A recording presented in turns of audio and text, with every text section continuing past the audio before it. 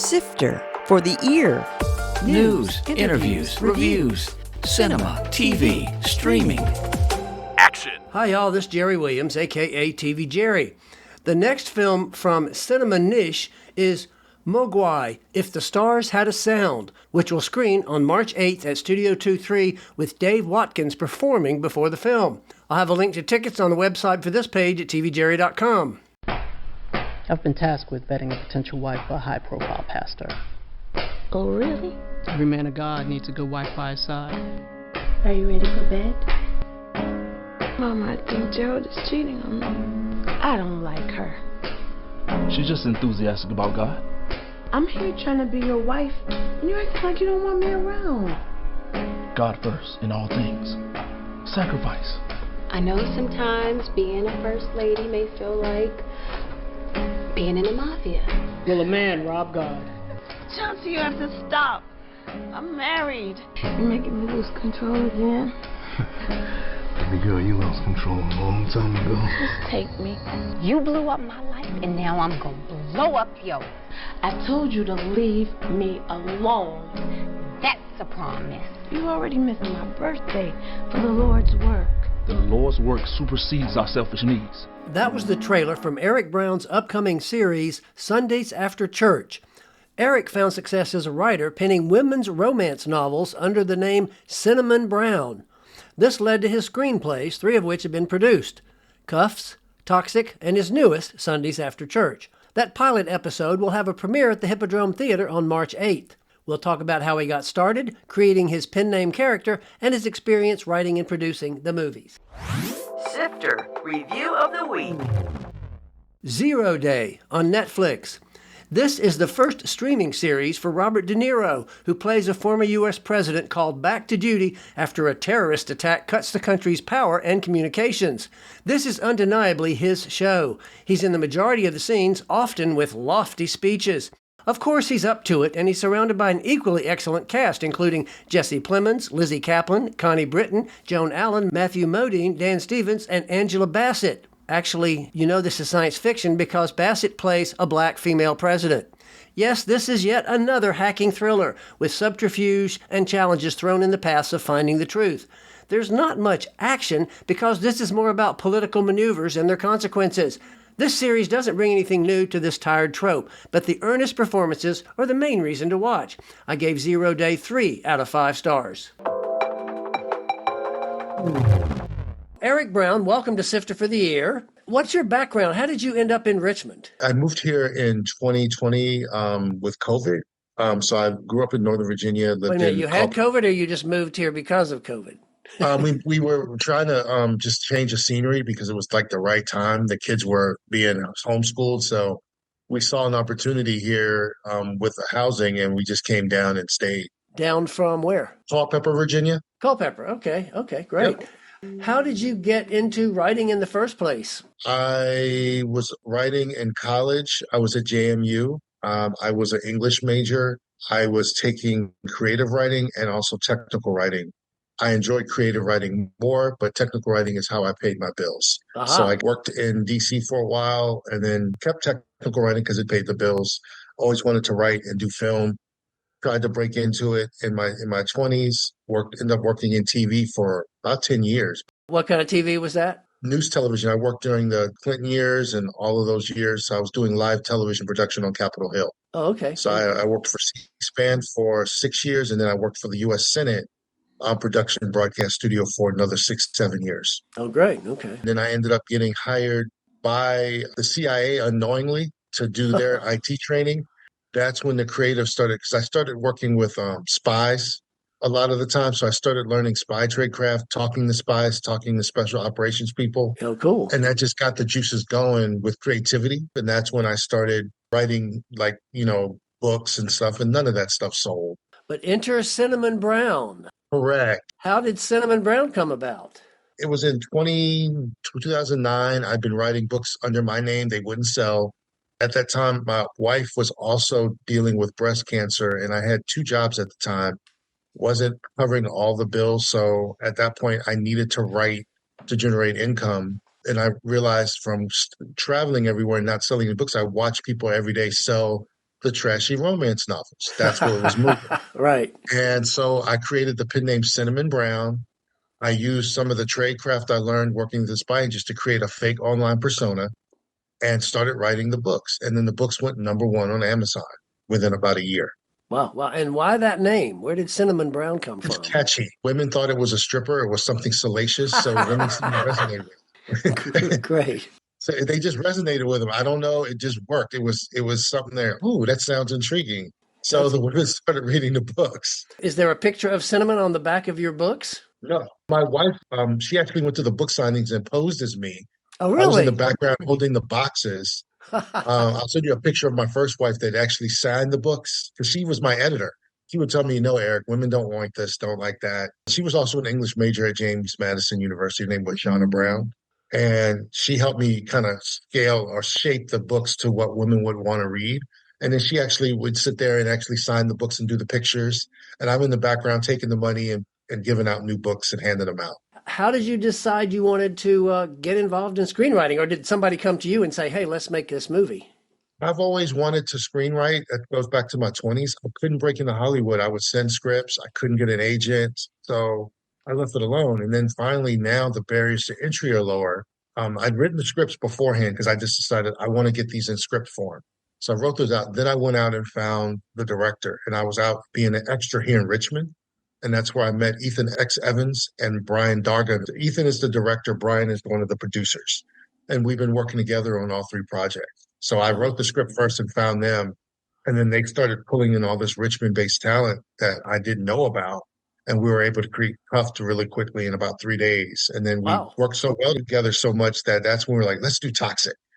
And so we cranked that out too. And that was another fast shoot. That was about 3-4 weeks. Now, those were not books first, or were they books first? No, they were not books. They were just scripts based on what I was seeing on social media with people, what are hot topics with people with relationships. Surprise guest drop in. I want to talk about those movies. I want to talk about Cuffs and obviously Sundays After Church. But somebody I'm sure you'll recognize has dropped in to have a few words here. Let's see who this is. Hey, Rob. Hello, Rob. How's it going? Eric Brown and Rob Brown Jr., you're not related, are you? Not at all. No. Nope. I don't think so.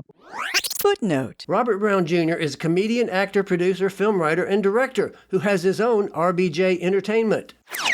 Rob, why are you here? What do you have to do with Eric Brown? Yeah, so I know Eric for a couple of years now. I met him on the set of one of my films. You know, Eric had told me he wrote a lot of books and everything. It was very intriguing. So I knew when he wanted to start. So yeah, I'm one of his characters in Sundays After Church. I play one of the pastors. Yeah, I was going to say, ironically, you play a very different character in Cuffed. Oh, me? Oh, yeah. Yes. Yeah, exactly. Very different. And it's interesting. I just want to mention here, too, obviously, that, Rob, you do your own movies, too. And we're going to get you on a future podcast to talk about those. But how was it working with Eric on his shows? It's great because, you know, when I started off in comedy. And then I started writing because I wrote my own jokes, and then I got into writing and film. And Eric, man, he's been writing his entire life. So you know, he brings a whole load of experience. So just to watch how he does things and how he organizes, always good to pick up a few pointers here and there. But Eric is he's a great delegator. So he pretty much lays back and allows the professional people to do their job. Now, I noticed, obviously, these are not really comedy. Actually, Cuffed is a bit of a comedy, but the other two are really more dramas. So did Eric get to bring something besides his comic chops? Because he didn't really get to use those a lot. In Cuffed, it was comedic. And Toxic, it was still comedic. He's the lawyer for the guy. And so he brings a comedic element in it because it's a dark comedy. He kind of brought that in that scene there. And then in Sundays After Church, it's drama. So his character's a dark character. He's an ambitious person. So, Rob, how do you reach in there to find the dramatic side of your characters? It's so funny because, you know, one of the scenes, I was doing a sermon and it came off funny to the director. He's like, well, you know, that was great. He said, but, you know, that was comical. I was like, I'm going to try to be funny right there. And so, you know, sometimes, you know, it just comes out. It's not hard for me to reach a place. You know, no, let me go back because I did star in some stage plays here in Richmond, Virginia prior to doing comedy. I did have some dark roles. So when the part constitutes a drama, I know exactly where he's wanting to go. So I try to reach that side of my personality and bring it out, and hopefully that other one doesn't come out. So. You got any good stories to tell about Eric before we let you go? Eric, one thing about Eric, his mannerism never changes. It doesn't seem like, so if he's mad, you can't tell. If he's happy, sometimes you can't tell. So sometimes I'm like, hey, you good? Good. Oh, yeah. I'm good. Yeah. I said, okay, I was making sure because you had one of those looks on there, like, But he's so even keel, and he's good to work with because he's very professional and he treats his people right. Eric, you want to say anything to him before we let him go? I appreciate it, man. When I saw him first in his own film, I was like, oh, I can use him in this. And that's when I got the idea for using him in Cuffed as Reggie, the old gigolo. Right. Because I've watched him in his comedy. I'm like, yeah, he would be good as the gigolo. And then seeing him do some stuff there, it was like, oh, I think he can do this darker, dramatic stuff too. And the preaching, because of a lot of preachers are comedians to us, or they have a lot of charisma. So I like using that darker side, but when he wants to be comedic or funny or engaging, he can turn that on too.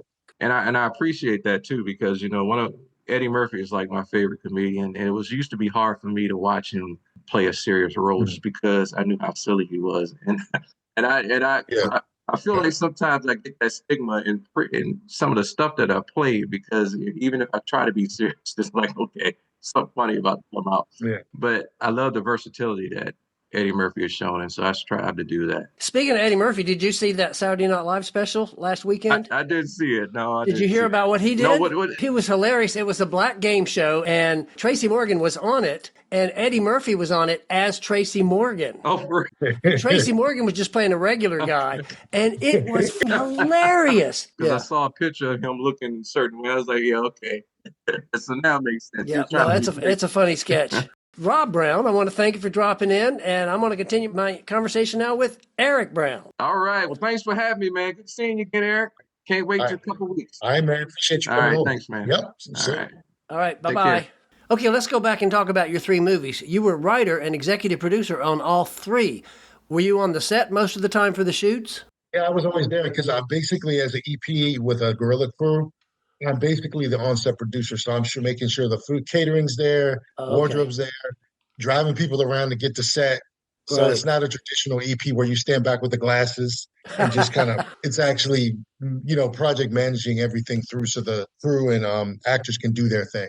There's a lot of sex in these movies, which is fine. Yes. Did you have an intimacy coordinator on the set for those scenes? Yeah, my wife does that. Oh, and then, okay. And there's no real intimacy. It's more like some kissing and heavy petting, and then that's it. There's sounds. Sounds. Groaning, lots of sounds. Yeah. What was your inspiration for Sundays After Church? That was a book that was on Amazon that I wrote, and I just kept watching all the Baptist church drama over the years. All the different pastors I've watched since I was a kid, they all ended up in some sort of crazy sex money scandal. And then I grew up in the church too, and I kept seeing it myself. I'm like, Pastor so-and-so did this, or such and such, or somebody stole some money. And I'm like, these people present like they're very pious and upstanding, but there's a whole back end of it. Yeah. And as I grew older, I heard more and more of these crazy stories. So that was the inspiration for it. It's not a black church, but did you watch Righteous Gemstones? Oh, I love that show. That's hilarious. Yeah. That's a hilarious show. I love that show. Yep. Footnote. The Righteous Gemstones is a series on Max about a large televangelist church and the wacky family that runs it. And the 4th season drops on March 9th.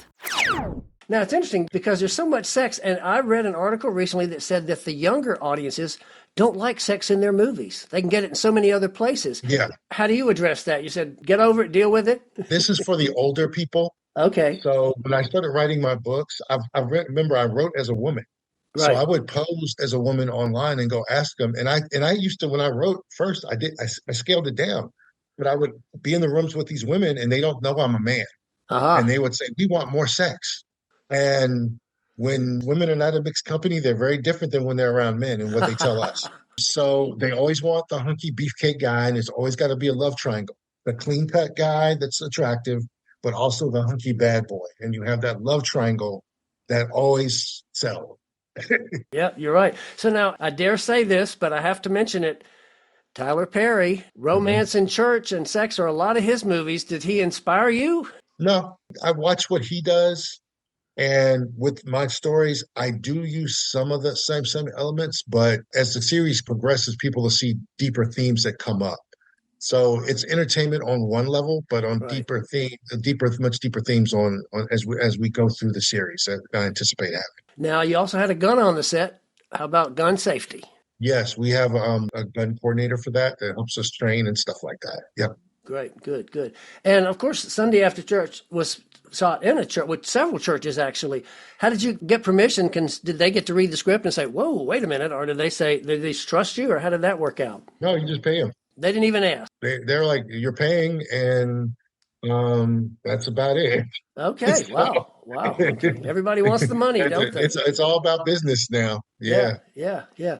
Two of the scripts are mostly women focused, and then Cuffs obviously is very men focused. Was that intentional, or is that just the way it worked out? It was woman focused in a way that I wanted women to understand what gigolos do because I've met women over the years. When I was first selling books as a guy, I would be down here in Richmond at the Barnes and Noble, and women would come up and talk to me and tell me all the crazy stories they had with these gigolos. Uh-huh. And so I'm like, you didn't see this coming with the little bit, the signs weren't there. No.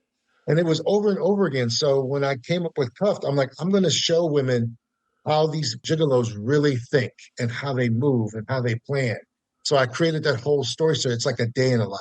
It seems male centric, but it's like a tutorial for women of how these men move and how they act. Interesting. Okay. So what's next for you? Going to just keep cranking them out? Yeah, we're going to do episodes 2 through 6 in June of Sundays After Church. Even though this is a full feature. Yeah, feature-length pilot, sorry. Oh, yeah. There you go. Feature. Okay. Yeah. But each of the additional episodes will also be 90 minutes, or will they be shorter? No, they'll probably be about 40, 50, depending on what we go. Yeah. And do you have any distribution angles yet, or is that something you're going to work on? I do self-distribution. What I've been finding is that with the way the streaming services are working, I've got a few distribution channels I use, but it's not about getting the market now. I can get on Tubi, I can get on Amazon, I can get on Google. It's about the marketing. Like I have to figure out the marketing to find my audience that wants to support us. So there's so much content out there. So you can get on the platform. That's the easy part now. It's the marketing to find your audience that is the ride or die, people that always want to see your content. Right. I've tried traditional distribution, and Hollywood is kind of seized up right now, is what I'm finding. They don't want to spend a lot of money. They don't want to take a lot of risk. Yeah. They've been gutting a lot of their programs of stuff that they had slated, and they're not even shooting. So I've actually had people from California calling me for work, which shocked me. Wow. Like I'm a beginning guy, and they're like, "Oh, we want to do this. We want to like." Really? Like, I'm just a little small budget person here on the East Coast, but that tells me that the industry's changing.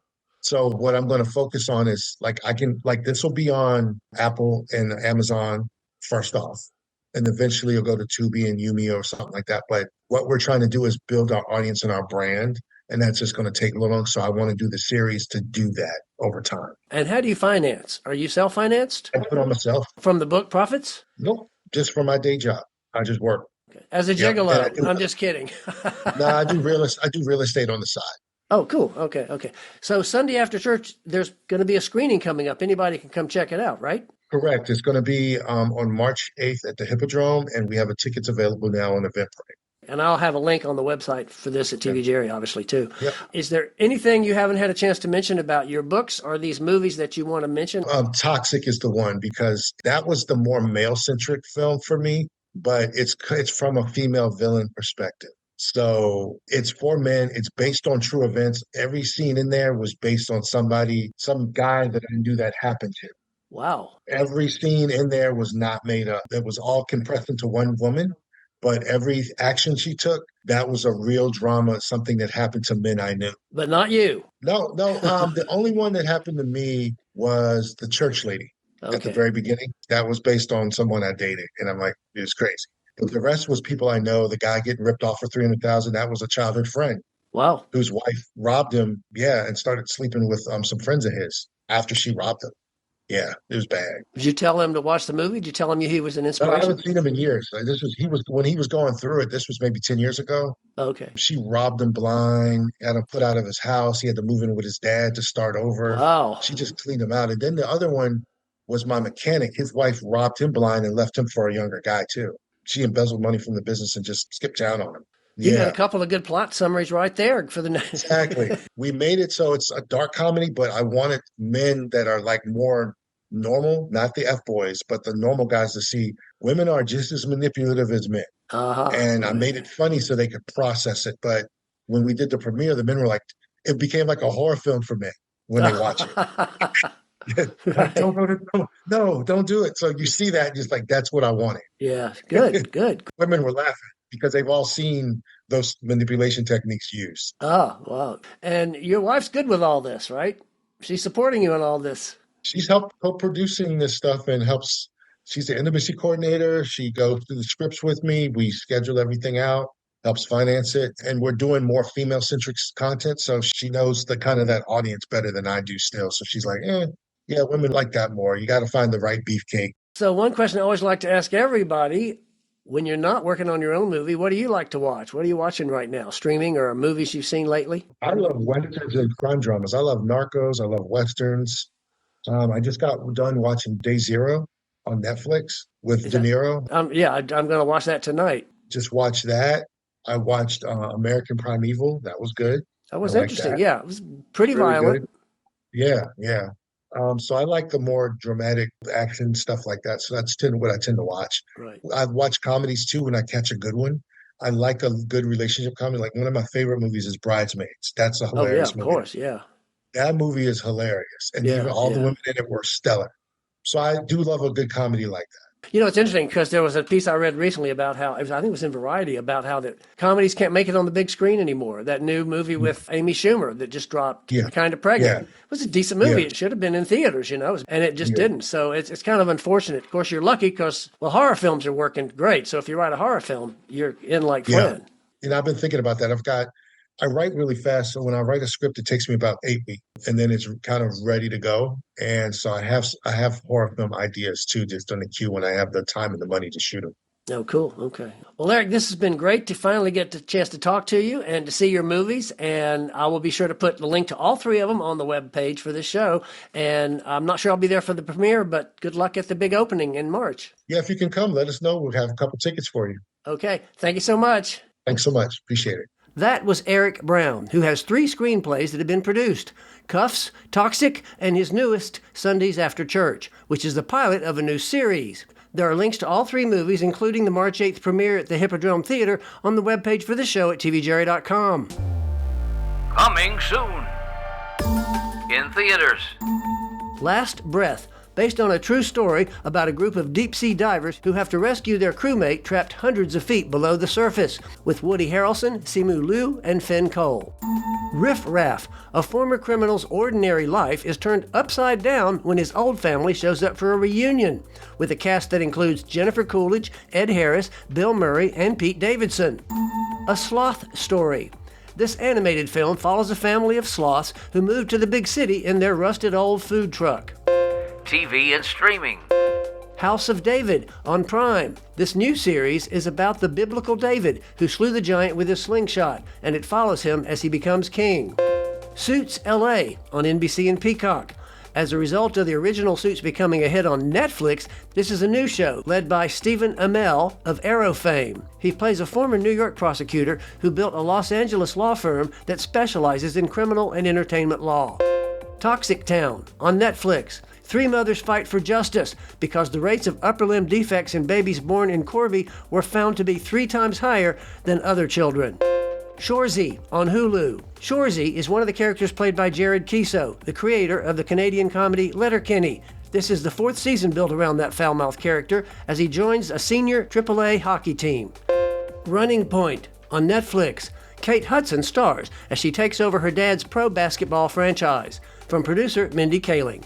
Next week will be my annual check-in with the director of the Virginia Film Office, Andy Edmonds. He'll update us on Virginia's production scene last year. You can subscribe to this podcast on the usual platforms, or you can go to TV Jerry, click on the podcast tab, and there's a link to enroll. This is Jerry Williams. Thanks for listening. For more Sister, including literally thousands of reviews, visit tvjerry.com. That's a wrap.